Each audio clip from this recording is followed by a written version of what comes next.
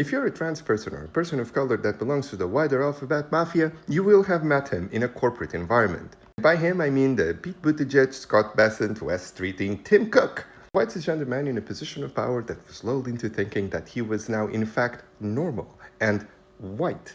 He's usually accompanied in the corporate environment by other white LGBs, most of them without the T, or other attractive members of the community that are accepted because they're either light-skinned enough or have a six-pack. I bet you haven't heard from these people or the organizations that they overwhelmingly control for a while.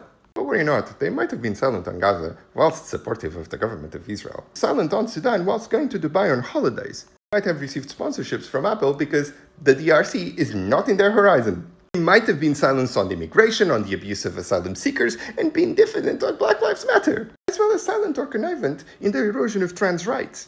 But the countdown has started for you to start hearing from them in their organizations again. Because that normality, just like their whiteness or their white adjacency that they took for granted, despite of the fact that we warned them that no one is free until everyone is free and that all of our rights, like their whiteness, is conditional, is starting to be threatened in the Western world in a concerted manner. And I'm just speaking for myself, but until I see some movement on everything else, don't rely on me putting my body on the line so that we can transfer property to each other without underlining liberation for everyone.